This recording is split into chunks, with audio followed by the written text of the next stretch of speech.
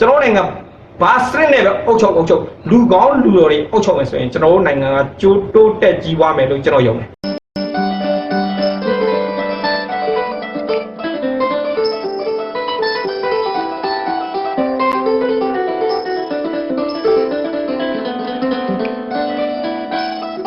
်အမေရိကန်ပြည်ထောင်စုမှာ1930 Great Depression လို့ခေါ်တဲ့စီးပွားရေးပြက်ကကြီးပြီးမှာငွေကြေးမူဝါဒအသစ်တစ်ခုပေါ်ထွန်းလာတယ်။အဲ့ဒါဘာလဲဆိုတော့ Monetary Policy ဆိုတော့ပေါ့နော် Monetary Policy ဆိုတဲ့ငွေကြေးမူဝါဒအသစ်တစ်ခုထွက်လာတယ်။အဲ့ဒီ formula အရကျွန်တော်တို့နိုင်ငံထဲမှာရှိတဲ့စီးပွားရေးတွေလဲပတ်နေတာအဲ့ဒီစီးပွားရေးထဲမှာပါဝင်ပတ်သက်နေတဲ့ငွေကြေးအင်အားအစုနဲ့ဆိုင်နေတယ်တကယ်လို့ကျွန်တော်တို့စီးပွားရေးကကမောက်ကမဖြစ်လာတယ်ဆိုရင်အဲ့ဒီလေပတ်နေတဲ့ငွေကြေးအင်အားစုကိုကျွန်တော်ကထိုးပြစ်တယ်ပြရမယ်ပေါ့ငွေကြေးအိုက်ထဲစိုက်ထုတ်ပြရမယ်အဲ့ဒါမှအဲ့ဒီငွေကြေးတွေကပြန်ပြီးတော့လေပတ်တော့ပြန်ကောင်းလာပြီးတော့ဒီစီးပွားရေးပြန်ကောင်းလာမယ်ပေါ့နော်အဲ့အမေရိကန်ပြည်ထောင်စုကကျွန်တော်တို့ပထမကမ္ဘာစစ်အပြီး1930စီးပွားရေးပြက်ကကြီးနောက်ပိုင်းဒီနီးနဲ့လုပ်ခဲ့လူထုကြားထဲကိုပတ်စံရောက်အောင်ဘယ်လိုလုပ်ခဲ့လဲဆိုတော့လူထုကြားထဲကိုပတ်စံရောက်အောင်လို့မြို့ကြီးမြို့ငယ်တွေမှာရှိတဲ့ပန်းကြံတွေပါတယ်အလုတ်ကင်မရှိဘူးလေအလုတ်ကင်ဖန်တီးဖို့မရှိဘူးဖြစ်တယ်မရှိတော့အလုတ်ကင်တွေမရှိတော့အလုတ်လက်မဲ့တွေအများနေတဲ့အခါကျတော့ပန်းကြံတွေလန်ဒရာဆောက်လို့ရေးစေးရုံတွေဆောက်တာတွေပေါ့ဒီလိုမျိုးအဆောက်နဲ့ပတ်သက်တယ်ဆောက်လို့ရေးနဲ့ပတ်သက်တဲ့အလုတ်တွေပေါ့အလုတ်ကြံတွေကိုလူတွေကိုလောက်ခိုင်းလိုက်လူတွေကိုလောက်ခိုင်းပြီးတော့သူတို့လက်ထဲကိုပတ်စံတွေထည့်ပေးလိုက်လူတွေလက်ထဲကိုပတ်စံရောက်တဲ့အခါကျတော့လူတွေကဝင်ကြချမ်းကြသုံးကြဆွဲကြနဲ့စီးပွားရေးလုပ်ငန်းတွေပြန်ပြီးတော့ဝင်ငွေတွေရလာလဲပတ်လာတယ်ပေါ့နော်အဲ့ဒီနီးနဲ့ဒီငွေကြေးမူဝါဒကိုဒါအောင်မြင်တဲ့ငွေကြေးမူဝါဒဆိုပြီးတတ်မှတ်ထားတယ်နိုင်ငံတော်တော်များများကလည်းသူတို့လုပ်တယ်အခုချိန်ထိလည်းလုပ်နေတော့စီးပွားရေးတုံဆိုင်လာပြီးဟဲ့ဆိုရင်လူလက်ထဲကိုပတ်စံဘယ်လိုထည့်ရမလဲကြံဖန်ပြီးထည့်ပေးတယ်ဒီစီးပွားရေးလုပ်ငန်းတွေကိုလည်းပတ်စံထည့်ပေးတယ်အဲ့တော့ကျွန်တော်တို့နိုင်ငံမှာဒီလိုမျိုးမလုပ်ခဲ့ဘူးလားလုပ်ခဲ့2016ခုနှစ်ဒီဘက်ပိုင်းမှာကျွန်တော်နိုင်ငံစီးပွားရေးတုံဆိုင်လာပြဿနာဘောင်းဆောင်ကတက်လာအထူးသဖြင့်အနောက်တကားကမွတ်စလင်ပြဿနာကျွန်တော်တို့သဘောကောင်းနဲ့ပေးပြီးတော့နေထားတဲ့မြေပေါ်လုံးပေးနေထားတဲ့အဲ့ရခိုင်ပြည်နယ်ဘူးသီးတောင်မောင်တော်ဘက်ကမြေတွေမှာနေတဲ့ဘင်္ဂလားဒေ့ရှ်နိုင်ငံခိုးဝင်လာတဲ့ဘင်္ဂလီတွေကရိုဟင်ဂျာဆိုတဲ့အဖွဲ့အစည်းဖွဲ့ပြီးတော့အဖွဲ့အစည်းနာမည်သုံးပြီးသူတို့ရိုဟင်ဂျာမြန်မာနိုင်ငံတိုင်းရင်းသားပါဆိုပြီးတော့နေမြေလူတဲ့ပြဿနာအဲ့မှာမြန်မာနိုင်ငံနယ်စပ်ကရဲစခန်းပေါင်း30ကျော်ကိုတပြိုင်တည်းဝင်တိုက်တယ်အဲ့နယ်မှာရှိတဲ့မြန်မာနိုင်ငံတိုင်းရင်းသားတွေကိုရခိုင်ပါဝင်ဟိန္ဒူဘာသာဝင်တွေရောအသက်ဖြတ်ခံရတယ်ဒီကိစ္စကိုနှိမ်နင်းဖို့အတွက်မြန်မာတပ်မတော်ကအဲ့ဒီတောင်ဝင်တဲ့အချိန်မှာဒီကောင်တွေကဘင်္ဂလားဒေ့ရှ်နိုင်ငံတွေကိုဖတ်ပြေးသွားတယ်ဒီအုပ်စုကဘင်္ဂလီတွေကခိုးဝင်ဘင်္ဂလီတွေကသူတို့ရိုဟင်ဂျာဆိုတဲ့အဖွဲ့အစည်းထောင်လာပြီးတော့သူတို့ရိုဟင်ဂျာလူမျိုးပါဆိုပြီးတော့လူမျိုးပါလိန်တဲ့ကောင်တွေကဘင်္ဂလားဒေ့ရှ်နိုင်ငံထွက်ပြေးသွားတယ်ဒီပြဿနာနဲ့ကျွန်တော်တို့ကအဲ့မဲ့နိုင်ငံတကာမှာသွားဖြေရှင်းတာတွေရောပါတယ်ရောလောက်ရတယ်အမှန်တကယ်တော့အပိုလောက်တာကျွန်တော်တို့ကအဲ့ဒီ ICJ ဆိုတဲ့အဖွဲ့ထဲမှာကျွန်တော်တို့ကသဘောတူညီချက်ထိုးပြီးလက်မှတ်ထိုးတာမဟုတ်ဘူးအဲ့ ICJ ကိုကျွန်တော်တို့ကဂိကိုစိုက်ဆရာမလို့ဟုတ်လားကျွန်တော်တို့ဗမာလူမျိုးတွေအောင်လေမြန်မာနိုင်ငံကအပိုလောက်တာဗဇက်က no လို့ပြောလိုက်ဖို့တခုတော့မပြောဘူးလောက်နေ no လို့ပြောလိုက်ပြီးနာတော့ဘာလောက်ခံရလဲသိလားဟမ်ဘာလို့ခံလိုက်ရလဲသိလားအေးခံလိုက်ရတယ်အော် no လို့ပြောတဲ့အချိန်မှာ no လို့ပြောလိုက်ပါလားမပြောဘူးအမှန်တကယ်ဘာမှသွားရှင်းနေရမရှိဘူးသူကတိုင်ရင်တော့ကောင်းတော့တိုင်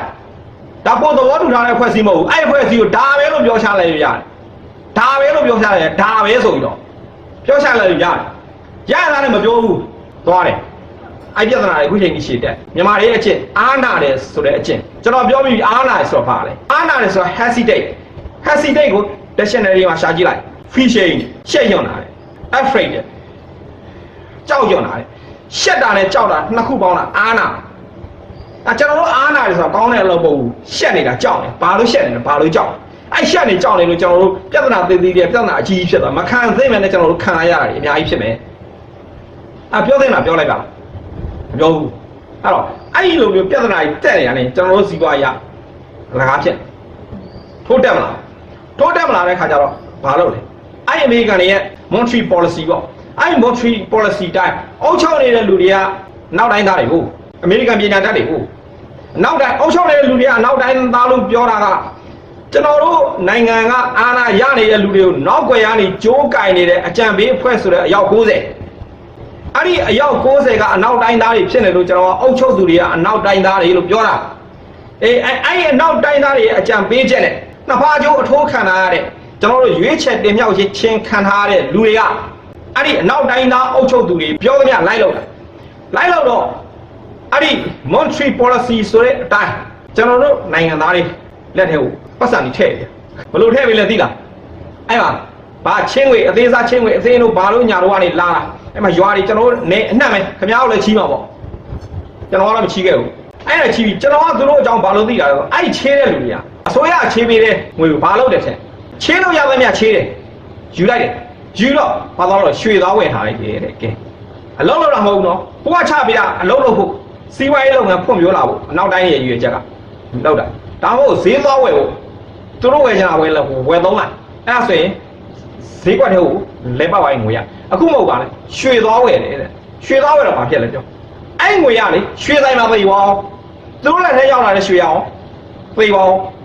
ဆိုရင်ဘာဖြစ်နိုင်လဲသိလားရွှေသွားဝယ်တာငွေကြေးဖောင်းဖောင်းမှုဖြစ်နိုင်တယ်ငွေကြေးလဲပတ်မှုစီးပွားရေးရန်တာတဲမှာမရှိဘဲနဲ့အဲ့ရွှေဆိုင်မှာတော့ပုတ်ရွှေဆိုင်မှာတော့ပုတ်ပြီးတော့လူရဲ့လက်ထဲမှာရွှေကင်နားလိုက်တာရွှေဝယ်လို့အားများရင်ငွေကြေးတန်ဖိုးကျသွားတယ်အဲ့တော့ငွေကြေးဖောင်းဖောင်းမှုကိုတွားပြီးတော့အားပေးလိုက်ရွှေဝယ်တာအဲ့သူဘာလို့ရွှေသားဝယ်တယ်အဲ့သူတို့ချေးတဲ့ငွေရွှေသားဝယ်ပြန်ရောင်းကြည့်မရှုံးလားရှုံးတယ်အဲ့လူတို့ကိုကောင်းစေခြင်းလို့လုပ်လိုက်တဲ့ဟာလေအဲ့လူတို့မှာအဲ့မှာစိုးကဖြစ်သွားတယ်အစိုးရရဲ့စေတနာတော့လူတို့ရဲ့အသုံးမကျမှုကျွန်တော်နိုင်ငံလူတို့နဲ့အဲ့အမေရိကန်ပြည်အောင်စုရဲ့လူတို့ကအရေးချင်းချင်းမတူဘူးအဲ့ဒီအတွက်အမေရိကန်ပြည်အောင်စုမှာလုပ်တယ်လို့ကျွန်တော်တို့အစိုးရတွေကကျွန်တော်တို့လူတို့ကိုလိုက်လို့မရဘူးကဲအဲ့ချေးပေးတဲ့ပတ်စံကိုဘယ်လောက်ထိကောင်းနေလဲဆိုချေးပေးလိုက်တာအတိုးနှုန်းကဘန်ထိုးတဲ့များတာပေါ့ဗျာဟုတ်တယ်မလားဘယ်လောက်နှုန်းလဲတော့ကျွန်တော်မသိဘူးကျွန်တော်မချေးဘူးလို့အဲ့သူတို့စီကချေးလိုက်အဲ့အသေးစားငွေချေးလုပ်ငန်းတွေချေးလိုက်တဲ့ပတ်စံဘာမှသွားတယ်တဲ့ကျွန်တော်ပြောတယ်ကျွန်တော်လည်းသိတယ်ကောင်လေဟဲ့နင်းအဲ့ရနေချီးပြီးတော့ဘာမှသွားတော့နင်းအဲ့ရချေးတဲ့အတိုးကဘန်ထိုးတဲ့ပုံများမနေဘူးလားဆိုတော့များလည်းများပေါ့လေတဲ့ကိုဘန်ထဲမှာရှိရဆိုကိုသုံးညင်တဲ့အချိန်သုံးလို့ရတာပေါ့တဲ့ကဲသူတို့ကလက်ထဲမှာသုံးရမရှိဘူးမရှိတော့သူများချေးပေးမဲ့လို့ရှိရင်ယူပြီးတော့အဲ့မှာသွားထည့်တာတော့လာပြီးတော့တောင်းတဲ့အချိန်ကျတော့အဲ့ဘန်ငွေကအဲ့ဘန်ကနေပြန်ထုတ်ပြီးတော့ပြန်ပေးတယ်သူတို့ရှုံးရောတချို့ကြတော့လေအဲ့ရနေပြီးတော့ချေးပေးတဲ့ပတ်စံလေလုံးရှင်တာလုံးလိုက်တာဝယ်မလိုက်တာဝယ်ချင်တာရှောက်ဝယ်မလိုက်တာအေးဟုတ်ပြီအဲ့ဒီရွေချက်ကတော့မှန်တယ်အစိုးရလုံးစေချင်တာအဲ့လိုသူတို့လက်ထဲပတ်စံရောက်ရင်ဝယ်ချင်တာဝယ်ရှောက်ဝယ်ရင်ဒီစီးပွားရေးလဲပတ်မှုတွေကိုဒီငွေတွေဝင်သွားမယ်စီးပွားရေးအချိန်ပြန်ရလာအဲ့ဒီ monetary policy ဆိုတဲ့ငွေကြေးမူဝါဒအဲ့ဒီလှုပ်လို့ပေးမယ်ပေါ့တုံ့ဆိုင်တဲ့စီးပွားရေးရန်တရားကိုမြန်လဲပတ်အောင်လုပ်ပေးမယ်ပေါ့အဲ့လိုမျိုးပေါ့သူတို့လောက်ချက်ကတော့မှန်တယ်ဒီကချေးပေးလိုက်တယ်ချေးပေးလိုက်တာကိုသူတို့လက်ထဲရောက်လာတဲ့ပတ်စံကိုသူတို့ကရှောက်ဝယ်ပြီးသုံးလိုက်မှန်တယ်ရွှေဝယ်လာတဲ့ဆိုင်မှန်တယ်ဒီ policy ရဲ့ formula တွေမှန်တယ်ဒါပေမဲ့သူတို့အဲ့လိုရှောက်သုံးပြီးတွေကနေချင်းဝယ်လုံးကပြန်ပြီးအကျွေးလက်တောင်းသူတို့ပေးစရာမရှိဘူးမရှိတော့ရနေရ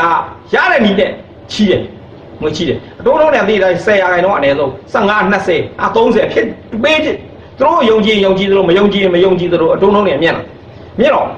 ့အချိန်နေစိုးတဲ့လူတွေဆိုပို့ပြီးအတိုးလုံးကမြင်တာပေါ့အချိန်နေရှိတဲ့လူကအတိုးလုံးနဲ့ရအဲ့ဒီအတိုးလုံးနဲ့သူတို့ကငွေချီးပြီးတော့အဲ့အသိကိုပြန်ဆက်မဆက်ဖဲလဲမနေရဘူးကျွန်တော်တို့တာမန်လူချင်းဆိုတာလူမိုက်လုပ်ပြီးဆက်ချင်မှဆက်ဟိုကကုမ္ပဏီတွေဆိုတော့သူတို့ကရှေ့နေနေပါလေအပြီးစီဟိုကချီပြီးတုတ်ပြီးသူတို့ကိုင်းမှာသူတို့ကကြောက်တော့အဲ့ဒါမဖြစ်ဖြစ်အောင်ရှာပြီးပြန်ဆက်လိုက်တော့သူတို့ကဘာဖြစ်သွားလဲဆိုတော့အတိုးသေးသေးနဲ့ပေးပြီးတော့ချေးထားတဲ့ငွေအတွက်အတိုးကြီးယူပြီးတော့ပြန်ဆက်လိုက်အောင်အဲ့ဒီအတိုးလေးပြဿနာနဲ့တက်ပြီးတော့လေအိမ်နေချန်နေအသိမ်းခံတဲ့လူတွေပါရှိတယ်အိမ်နေချန်နေအသိမ်းခံတဲ့လူရှိတယ်ကိုယ်နေရာနေအဲ့ဒီအတိုးအကျွေးပြောင်းဆက်နဲ့ထွက်ပြေးသွားတဲ့လူရှိတယ်အဲ့ဒါတကယ်ရှိတာကျွန်တော်လက်တွေ့အခုကျွန်တော်ပြောတာကျွန်တော်လက်တွေ့နော်ကျန်တဲ့တမိုင်းကြောင်းတွေပြောတာအဲ့တမိုင်းရေးဆရာတွေရဲ့မှန်တာမမှန်တဲ့အချက်ကျွန်တော်အာမခံဘူးကျွန်တော်ပြောတဲ့စကားကျွန်တော်အာမခံတယ်ကျွန်တော်မမှန်တာမပြောဘူးအဲ့တမိုင်းအချက်လက်တွေမှန်တာမမှန်တာကဒါကျွန်တော်မှလုံးဝတာဝန်ရှိဘူးသူတို့ရဲ့ရေးထားတဲ့အချက်လက်တွေကိုကျွန်တော်ပြောတာအခုကျွန်တော်ကိုယ်တိုင်ပြောတာကျွန်တော်ကိုယ်လေးကိုပြောတာအဲ့ဒါအမှန်သူတို့အိမ်ချန်နေအသိမ်းခံလိုက်အဲ့တော့အမေရိကန်ပြည်ထောင်စုမှာကောအနောက်တိုင်းနိုင်ငံတွေပေါ့တကဘာလုံးလို့မှမှန်ကန်ခဲ့တဲ့ monetary policy ဆိုတဲ့စီးပွားရေးစ စီးပွားရေးလုပ်ငန်းတွေတဲ့ငွေကြေးထပ်ဖြည့်ပြင်မယ်စီးပွားရေးအရှိန်ကိုမြင့်တင်မယ်ဆိုတော့မူဝါဒအဲ့ဒီမူဝါဒကတခြားနိုင်ငံတွေမှာမှန်တယ်မြန်မာနိုင်ငံမှာအဲ့ဒီလိုဖြစ်သွားတယ်ဒါကြောင့်လဲဆိုတော့မြန်မာနိုင်ငံသားတွေရဲ့အရေးချင်းမပြေဝမှုပါသလိုအစိုးရရဲ့တွေးခေါ်မျှော်မြင်မှုပြည်သူလူလက်ထဲကိုထည့်လိုက်တဲ့ငွေကြေးထည့်ပုံထည့်တဲ့နီလန်မမှန်ခဲ့ဘူးအမေရိကန်ပြည်ထောင်စုမှာပြည်သူလူလက်ထဲကိုအစိုးရငွေကြေးထည့်ပုံထည့်နေရအလုပ်ပေးပြီးတော့ထည့်တာအမေရိကန်ပြည်ထောင်စုမှာလိုအပ်နေတဲ့လမ်းတွေတရားတွေစေယုံတွေအစိမ်းကနေအကုန်လုံးပေါ့စာကြည့်တိုက်တွေပန်းချန်တွေအားလုံးကိုအဲ့မှာစောက်လုပ်ဖို့တဲ့ construction လုပ်ငန်းတွေလုပ်ပြီးတော့လူထုကိုအလုပ်ပေးလိုက်အလုပ်ပေးပြီးပတ်စံပေးတာအခုကျွန်တော်တို့2016ဒီဘက်အစိုးရကအလုပ်ပေးပြီးပတ်စံမပေးဘဲနဲ့တက်မယ်ငွေတို့ချေးစားတဲ့ကုမ္ပဏီတွေကိုကျွန်တော်တို့ပြည်သူလူထုစီကိုလွှတ်ပေးလိုက်တာတကယ်လို့သာကျွန်တော်တို့အတိတ်ကတော့အဲ့ဒီလူတွေကချစ်တီးတွေဆိုရင်ကျွန်တော်တို့ပြည်သူလူထုရဲ့မှာချစ်တီးတွေကတိုင်းတာအိမ်နေမီတွေတိုင်းတာခါရတယ်လို့ပြောမှာပေါ့နော်ချစ်တီးတွေကလူတွေပါတိုင်းတယ်သမီးတွေပါတိုင်းတယ်ဘာမှမရှိသမီးရှိသမီးတိုင်းရတယ်သူ့အိမ်မှာခေါ်ပြီးခိုင်းဖို့ဆိုရင်ဘာလို့ခိုင်းမလဲဆိုတော့စဉ်းစားကြည့်ပေါ့ဗျာသူခိုင်းနေတာအကုန်ခိုင်းတော့မှာပေါ့အဲ့လိုဖြစ်တယ်ဆိုရင်တကယ်လို့သာအခုအဲ့ဒီ2016ဒီဘက်မှာတက်တဲ့အစိုးရကအဲ့ဒီအမေရိကန်ပြည်ထောင်စုရဲ့ငွေကြေးမူဝါဒမွန်ထရီမူဝါဒအတိုင်းစီးပွားရေးလဲပတ်မှုတွေကိုငွေကြေးစိုက်ထုတ်အချိန်မြင့်စီးပွားရေးလဲပတ်မှုအချိန်မြင့်အောင်ငွေကြေးဖိအားစိုက်ထုတ်ပေးလိုက်တဲ့နီလန်ကအမေရိကန်ပြည်ထောင်စုလောက်တယ်လို့လောက်လာဒါပေမဲ့နီလန်ကမတူဘူးအမေရိကန်ပြည်ထောင်စုကအလုပ်ပေးပြီးတော့လူထုလက်ထဲကိုငွေကြေးထည့်ဒီမှာကလူထုကိုအတိုးလုံးနဲ့ငွေချေးပေးတာအတိုးနဲ့ငွေချေးမဲ့ကုမ္ပဏီတွေကိုလူထုစီလွှတ်ပေးလိုက်ပြောရရင်ကြားတွေကိုလူအုပ်ထဲလွှတ်ပေးလိုက်တာအဲ့တော့လူထုတွေသိကောဟမ်အိမ်ချမ်းတွေစုံတဲ့လူတွေရှိတယ်အကျွေးမပေးနိုင်လို့ကိုယ်နေတဲ့ရက်ရွာကိုစုံပြီးထွက်ပြေးသွားတဲ့လူရှိတယ်ဘယ်ရောက်ကုန်မှမသိဘူးအခုချိန်ကြီးပြန်မလာတဲ့လူတွေရှိတယ်အခုချိန်ထိကိုအဲ့တော့ကပြေးသွားတာအကျွေးမပေးနိုင်အခုချိန်ထိကိုပြန်မလာတဲ့လူကျွန်တော်သိရလို့ရှိတယ်အခုချိန်ထိပြန်မလာသေးဘူးဘယ်ရောက်သွားမှဘယ်နိုင်ငံထိပြေးသွားမှမသိဘူးအဲ့ယူရီးယားဘက်ဝင်ပြေးမှာမြောက်ဝတီပြေးကြတာတော့မြောက်ဝတီပဲပြေးတာများတယ်မြောက်ဝတီမှာအလုပ်လုပ်မယ်ဆိုပြေးတာအဲ့ကနေဘာတွေဖြစ်ကုန်လဲမသိဘူးအဲ့ဒီဟာအမှန်တရား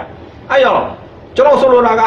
အနောက်တိုင်းတက်ဆိုတွေကပညာတတ်တိုင်းအခုကျွန်တော်ပြောတာ Harvard တက်ဆိုတာ American Government Public Policy ဆိုတဲ့ certificate တွေအကြောင်းပြောနေတာအနောက်တိုင်းတက်ဆိုတွေကသင်ထားတဲ့ formula တွေအတိုင်းကျွန်တော်တို့နိုင်ငံတွေမှာလာလုပ်လို့မရဘူးဆိုတဲ့အကြောင်းကျွန်တော်ပြောချင်တယ်အဲ့တော့တချို့အရာတွေမှာပုံတူကူးချလို့မရဘူးဆိုတာကျွန်တော်ပြောချင်တာနောက်အမေရိကန်ရဲ့ငွေကြေးမူဝါဒဖြစ်တဲ့ the supply side fiscal policy ဆိုတဲ့အားပေါ့နော် the supply side fiscal policy ကကြတော့ဘာလဲဆိုတော့သူကစီးပွားရေးလုပ်ငန်းကြီးတွေစီကအခွန်ငွေကိုလည်းရှော့ချလိုက်တယ်ဝင်ငွေမြင့်မာတဲ့လူတွေစီကအခွန်တွေကိုလည်းမကောက်တော့ရှော့ကောက်တယ်အဲ့ဒီဒီအပြင်အဲ့ဒီလူတွေစီမှာအဲ့ဒီစီးပွားရေးလုပ်ငန်းရှင်ကြီးတွေစီမှာအဲ့ဒီဝင်ငွေမြင့်မာတဲ့လူတွေစီမှာငွေကြေးတွေကပိုရှံလာပြီးတော့အဲ့ဒီပိုရှံလာတဲ့ငွေကြေးတွေကိုနောက်ထပ်စီးပွားရေးလုပ်ငန်းအသစ်တွေမှာရင်းနှီးမြှုပ်နှံပြီးတော့နိုင်ငံရဲ့စီးပွားရေးကိုထပ်ပြီးတော့ကြီးတဲ့ကြီးအောင်လှုပ်လာမယ်ဆိုတဲ့မူဝါဒအယူဆအဲ့ဒီဟာကို the supply side fiscal policy လို့ခေါ်တယ်ဒီ supply side fiscal policy ကိုမြန်မာနိုင်ငံမှာကျင့်သုံးခဲ့သေးလားမကျင့်သုံးခဲ့သေးလားဆိုတာကိုကျွန်တော်စဉ်းစားရအောင်2016ခုနှစ်ဒီဘက်မှာတထေးကြီးတွေဟလားဟိုတယ်လုပ်ငန်းရှင်ကြီးတွေပါကြီးတွေညာကြီးတွေကိုပတ်စံတွေချေးပေးတာလို့ဘာလို့ညာလို့ရှိတယ်ရှိပြီးတော့ချေးပေးတာမှလေအလကားလို့ချေးပေးတာအလကားလို့ချေးပေးတာအဲ့တော့အမေရိကန်ပြည်ထောင်စုမှာကြတော့အဲ့လိုမျိုးတထေးကြီးတွေကိုပတ်စံအစိုးရချေးပေးတာမဟုတ်ဘူးသူ့ဘာသူချေးခြင်းဘဏ်ကနေချေးသူ့ဘာသူဘဏ်တို့တစ်နှစ်ကို10%ဆို10%7300ကုန်ကျွန်တော်နိုင်ငံမှာ7300ခိုင်နှုန်းမလားအရင်18လောက်ရှိတယ်ထားပါ73%ဝန်းကျင်မှာရှိတယ်ကျွန်တော်နိုင်ငံမှာဘဏ်တို့တွေကအခုကျွန်တော်နိုင်ငံအစိုးရချီးပေးတာကဘယ်လောက်လဲတစ်နှစ်မှာ100%နဲ့ချီးပေးတာ100%တော့အလကားပေးသလိုပေါ့ဗျာချီးပေးလိုက်စီးပွားရေးလုပ်ငန်းရှင်ကြီးတွေအရင်းရှင်ကြီးတွေဝင်ငွေများတဲ့လူတွေဘက်ကိုအစိုးရကပတ်မိုးပေးတာအဲ့လိုမျိုးအမေရိကန်ပြည်ထောင်စုမှာဘယ်အစိုးရတွေကလုပ်လဲဆိုတော့ conservative အစိုးရတွေလုပ်တယ် conservative တွေအာဏာရလာတဲ့အခါမှာဒီ policy ကိုသုံးတယ်သူတို့ကိုယ်တိုင်က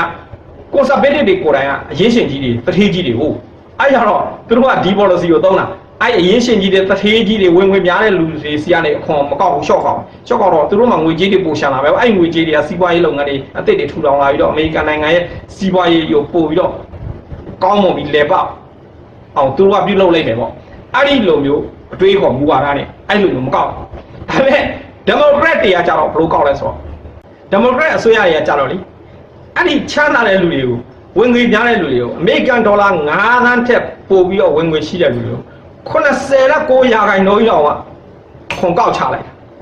89 ရာခိုင်နှုန်းလောက်ခွန်ကောက်ချလိုက်တာအားကြတော့အဲ့ဒီကစီးပွားရေးလုပ်ငန်းရှင်အဲ့ပြောဒီလိုလာကောက်လို့ရှိရင်အမေရိကန်ရဲ့စီးပွားရေးကပြိုလဲသွားတော့မယ်ပါလဲပဲပြောတယ်ဒါပေမဲ့လေအဲ့ဒီလိုကောက်အခွန်ကောက်လိုက်ပြီးတဲ့နောက်ပိုင်းမှာလေအဲ့အမေရိကန်စီးပွားရေးကထိုးတက်လာအလောက်ကိုင်းတွေကလည်းပိုကောင်းလာအဲ့ဒါရှိခဲ့တယ်အဲ့ဒါကျွန်တော်နောက်မှပြောတထေးကြီးတွေကိုနိုင်ငံရဲ့ပိုင်ငွေနဲ့ချေးပေးလိုက်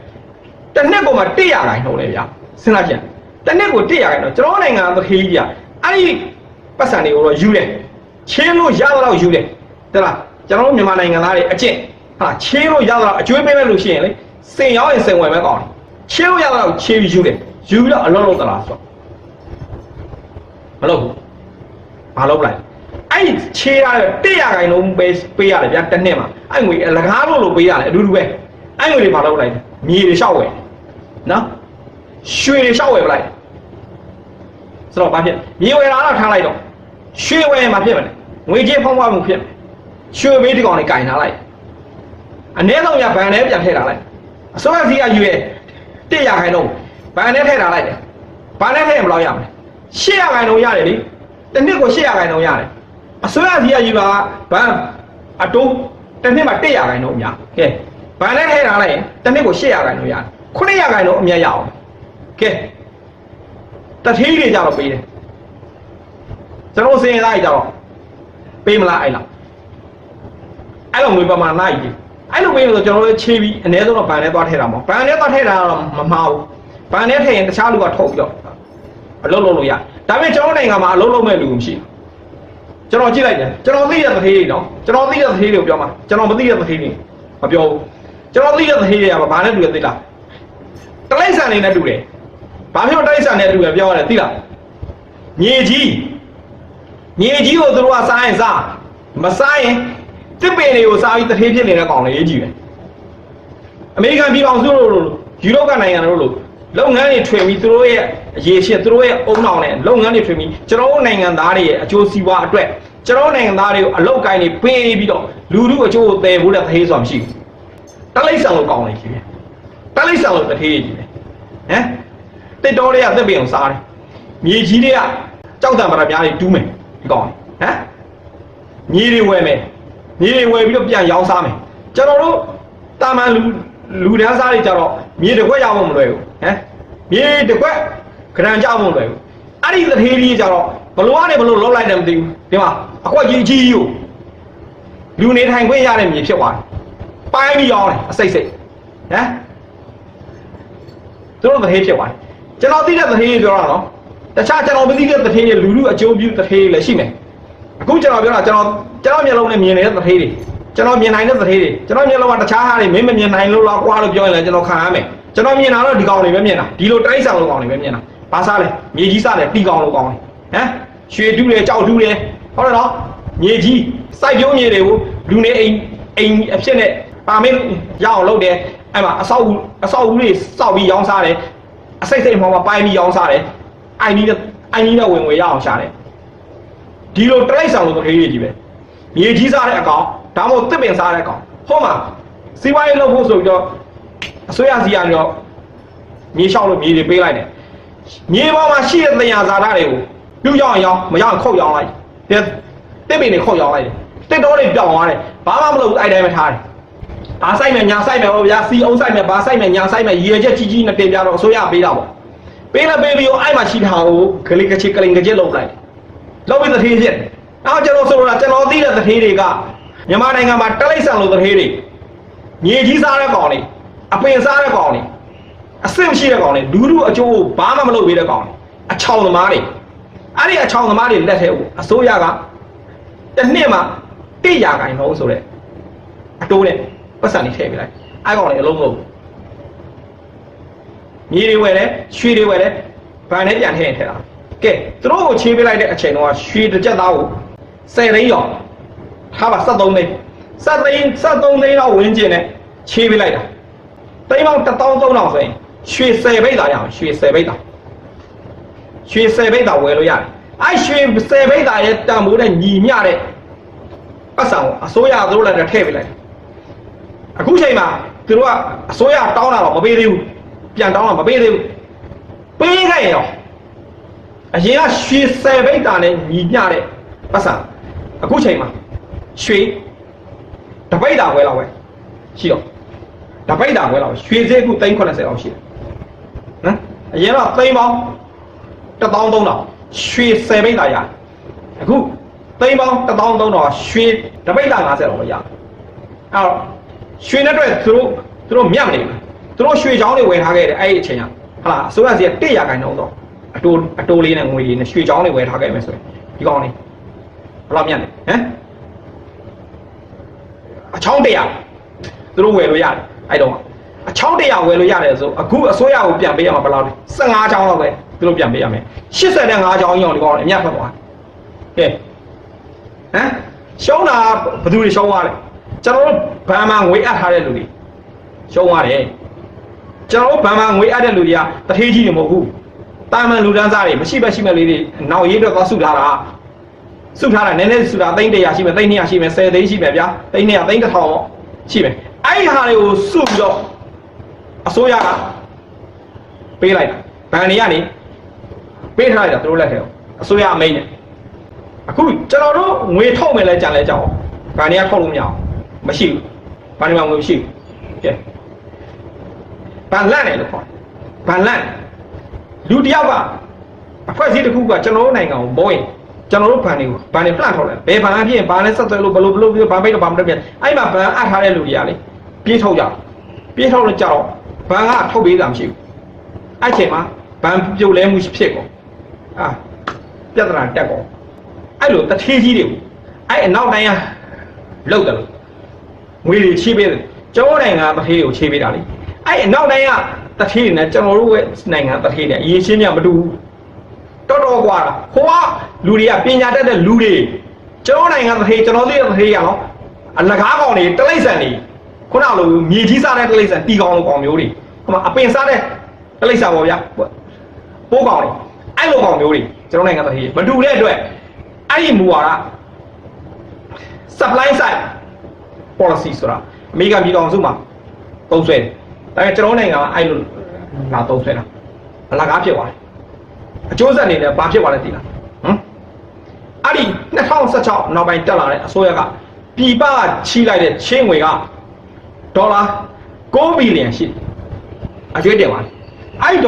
ဒေါ်လာ9ဘီလီယံကဒီသတင်းကြီးကိုချီးလိုက်တဲ့ပတ်စံကဘာလုံးတဲ့ပတ်စံလဲတော့မသိဘူးအဲ့မှာ2016နောက်ပိုင်းမှာဒေါ်လာ9ဘီလီယံအကျွေးတင်သွားတယ်ဒေါ်လာ9ဘီလီယံအဲ့ဒီအစိုးရမတိုင်ခင်အရင်အစိုးရကအဲ့ဒီ2016တက်လာတဲ့အစိုးရကိုပေးထားခဲ့တာကငွေသားဒေါ်လာ4ဘီလီယံရှိတယ်ရွှေ29တန်ရှိတယ်နိုင်ငံခြားကျွင်းဒီဒေါ်လာ3ဘီလီယံရှိတယ်အမှန်တကယ်ဆိုအဲ့နိုင်ငံခြားကျွင်းဒီဒေါ်လာ3ဘီလီယံကိုချန်ပေးထားခဲ့တဲ့ cash ငွေသားဒေါ်လာ4ဘီလီယံနဲ့ပေးချေလိုက်မယ်ဆိုရင်နိုင်ငံခြားအကျွင်းဒီလုံးဝမရှိတဲ့ပြင်ဒေါ်လာ1ဘီလီယံပို့မယ်ဘိုးကမှရွှေ29တန်နဲ့ငွေသားဒေါ်လာ1ဘီလီယံလုံးဝနိုင်ငံခြားကျွေးမိမရှိအဲ့ဒီလိုဖြစ်အခုကျတော့အဲ့ဒီငွေသားဒေါ်လာ4ဘီလီယံကုန်သွားတဲ့အပြင်နိုင်ငံခြားကျွေးမိဒေါ်လာ9ဘီလီယံထပ်တိုးလာတယ်အားလုံးပေါင်းဒေါ်လာ73ဘီလီယံဘယ်ရောက်အောင်မသိဘူးအဲ့ဒီငွေတွေကိုအခုထပ်တက်လာတဲ့အစိုးရကတစ်နှစ်ကိုဒေါ်လာသန်း900နှုန်းနဲ့အကျွေးဆက်နေရတစ်နှစ်ကိုဒေါ်လာသန်း900နှုန်းဆိုတာတရက်ကိုဒေါ်လာ2သန်းနှုန်းရှိတယ်ဒေါ်လာ2သန်းနှုန်းနဲ့အကျွေးဆက်နေရအဲ့တော့ကျွန်တော်သာအစိုးရဆိုရင်ပေါ့ကျွန်တော်သာသမ္မတဆိုရင်လေအဲ့ကျွေးလို့မဆက်ဘူးဘာလို့လဲကျွန်တော်တို့အခုလိုမျိုးနိုင်ငံရေးအကြောင်းလဲကာလအကြက်တဲ့ကာလမှာကျွန်တော်တို့ကကင်ထားနိုင်တယ်များကင်ထားရမယ်လीဟုတ်တယ်မလား ဟိုမှာစေးရသားတော့မှသူတို့လက်ထက်ပတ်စံပြီးတာ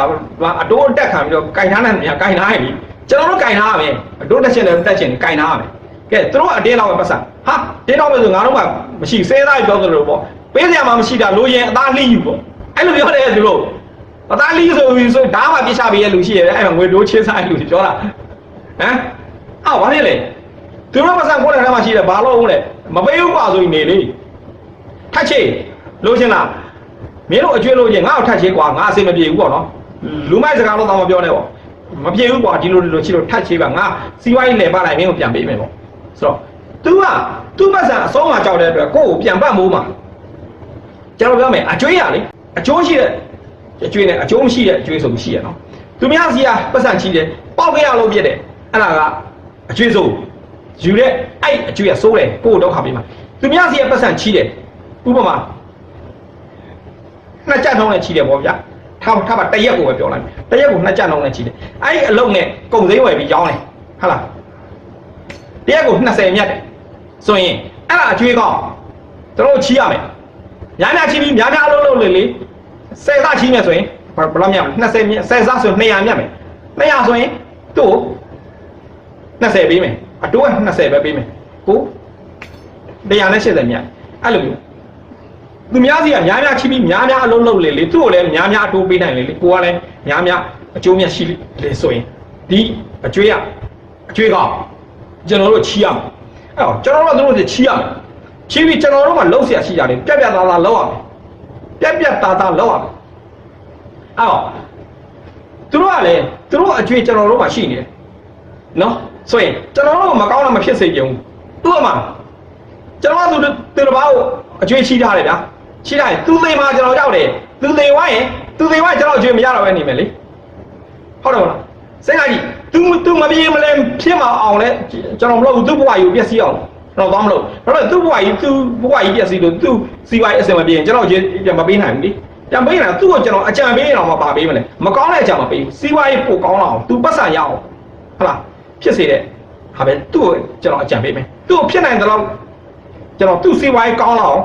ကျွန်တော်ပတ်ဖို့မယ်အဲ့လိုပတ်ဖို့မှသူ့ကိုချွေးကျွန်တော်ပြန်ရမှာလေဟုတ်တယ်မလားအဲ့တော့ကျွန်တော်တို့လည်းသူများနိုင်ငံချွေးယူထားရမယ်အဲ့လိုယူထားမှသူတို့ကအဲ့သူတို့အကျွေးကိုစောင်းမှကြောက်လို့ကျွန်တော်တို့နိုင်ငံကိုပတ်ဖို့မှာမကောင်းတဲ့အကြံမပေးဘူးကောင်းတဲ့အကြံတွေပေးမှာဒါ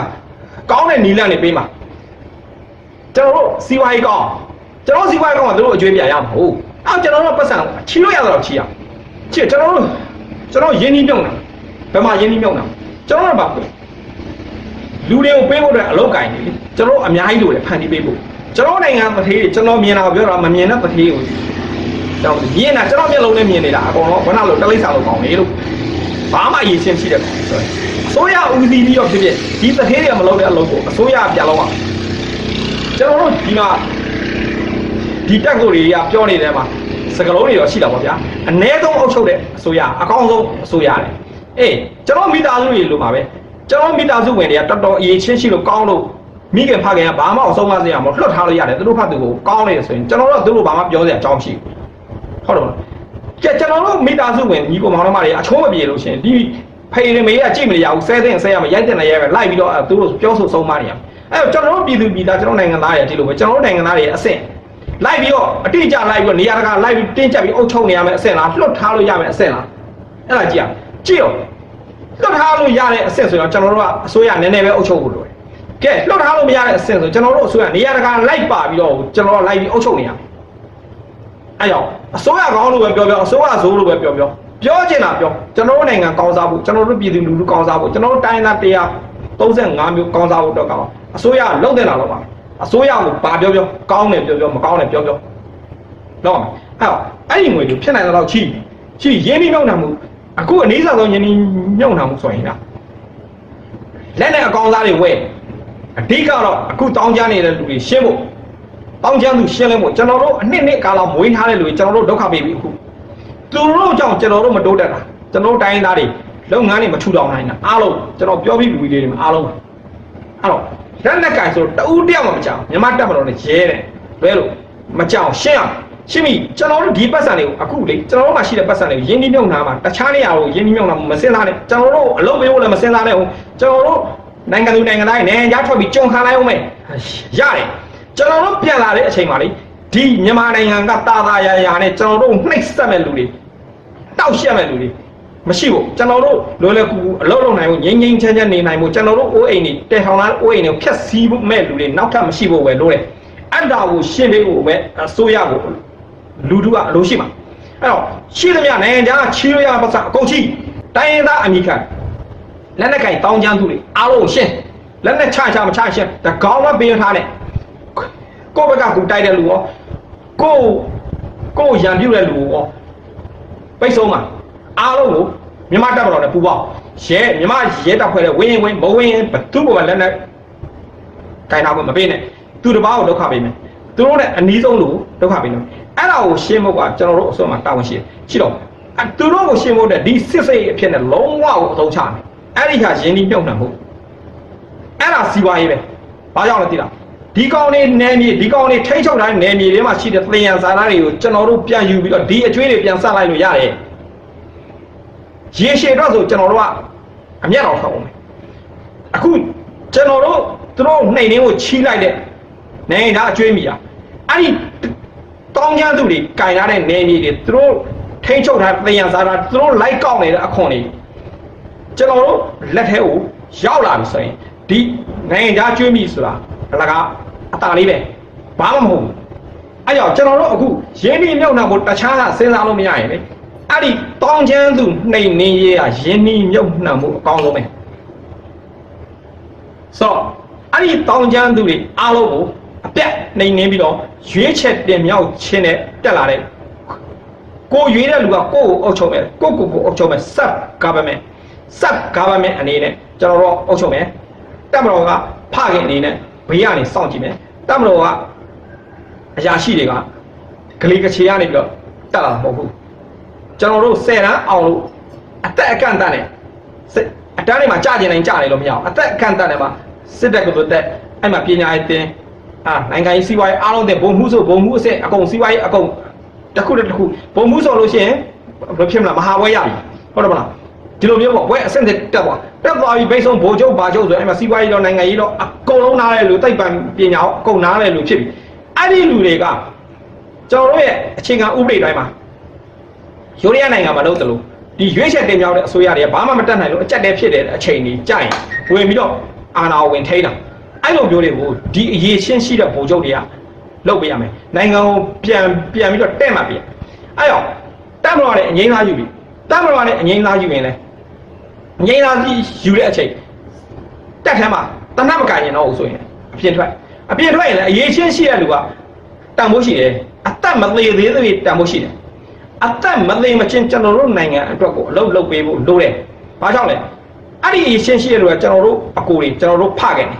ကျွန်တော်တို့ဥဆောင်ရမယ်ကျွန်တော်တို့သင်ပေးရမယ်ကျွန်တော်တို့ကိုတက်မှတ်ပေးရမယ်အဲ့ဒီလူတွေကထွက်ပြီးလို့ရှိရင်နိုင်ငံရေးပါတီတွေကိုဝင်ဘယ်မူဝါဒကိုပဲယူနော်ဒီမိုကရက်ပါတီတွေကိုပဲသွား conservative ဘက်ကိုပဲရိပ်ဘယ်ဘက်ကိုရိပ်တာဘာအယူဝါဒနဲ့ပဲဖြစ်သူကအရေးချင်းရှိတယ်လို့နော်ပြည်သူလူထုကြားထဲမှာရွေးချက်ခံပြီးပြည်သူလူထုအကျိုးကိုတည်ဖို့တဲ့လူနိုင်ငံတော်ကိုတဲ့မှစွာအုပ်ချုပ်နိုင်တဲ့သူတွေဖြစ်လာအောင်ကြိုးစားဖို့လိုတယ်အဲ့တော့ကျွန်တော်တို့နိုင်ငံသူနိုင်ငံသားတွေကလည်းကျွန်တော်တို့ရွေးချယ်တင်ပြတဲ့ပုံကိုယ်တွေကဘယ်လိုလူတွေလဲဆိုတော့စစ်ဆေးဖို့လိုတယ်ဘယ်အဖွဲ့အစည်းကလူပါအဖွဲ့အစည်းတွေမကြည့်ပဲမူဝါဒကတော့ဗျာအကုန်ကောင်းနေပြီပဲဘာသာရေးလည်းဒီလိုပဲအကောင်းနေပြီပဲလူတွေကိုပြောတာတော့နောက်ွယ်မှာမကောင်းတာတွေလောက်တာလူတွေဘာသာရေးကမကောင်းတာမလုပ်ဘူးဖယားကမကောင်းတာမဟုတ်ဘူးတကယ်လောက်တာကိုကျိုးစည်းဝါရှာတာအဲ့ဘာသာရေးဆိုင်ရာပုံကိုယ်အခုနိုင်ငံရေးမှာလည်းဒီလိုပဲဒီပါတီရဲ့မူဝါဒတွေအကုန်ကောင်းနေပြီ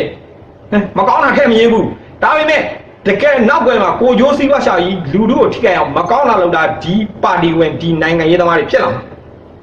စ်လာမှာဆိုတော့လူတို့ကလည်းရွေးချယ်တင်ပြတဲ့နေရာမှာလူကိုအဓိကကြည့်မူကိုမကြည့်နဲ့လူကမူအမျိုးမျိုးပြောင်းနိုင်တယ်မူကတော့မူပဲအဲ့တိုင်းအဲ့မူရလူကတတ်မှတ်ထားတာအဲ့လူဖြစ်လာလို့ရှိရင်လူရဲ့စိတ်ထဲမှာပဲသူလှုပ်ရှင်လုပ်လို့ရတယ်သူရွေးကောက်ဝဲတော့ဒီမူကြီးနဲ့သူတက်လာတကယ်လည်းအာဏာရလာတော့သူစိတ်ထဲကမူကပြောင်းလိုက်ရောဟမ်အရင်ရွေးကောက်ဝဲမဝင်ကလူကြားကောင်းအောင်ပြောတာ သူလည်းအာဏာရတော့ဘယ်သူမှလည်းသူ့ကိုပြောစန့်ကျင်နိုင်တဲ့အဆင့်မရှိတော့အာဏာမြင့်လာဖြစ်ဆိုသူပေါက်ခဲ့ရလို့ပါလေသူ့ကိုကျိုးစီးပွားသူ့ဆွေမျိုးစီးပွားမျိုးပေါ့ဗျာအကုန်ပေါက်ခဲ့ရလို့နိုင်ငံကိုထိခိုက်ရအကုန်လုံးအဲ့တော့လူကိုအဓိကကြည့်ပြီးတော့အဲပေးပါလူကိုအဓိကကြည့်ပြီးပေးမူတွေပါတီတွေမဆွဲပါနဲ့မူတွေကိုပါတီမူဝါဒတွေမဆွဲနဲ့ကျွန်တော်နိုင်ငံဘာစရင်းနဲ့ပဲအုပ်ချုပ်လူကောင်းလူတော်တွေအုပ်ချုပ်မယ်ဆိုရင်ကျွန်တော်တို့နိုင်ငံကကျိုးတိုးတက်ကြီးပွားမယ်လို့ကျွန်တော်ယုံတယ်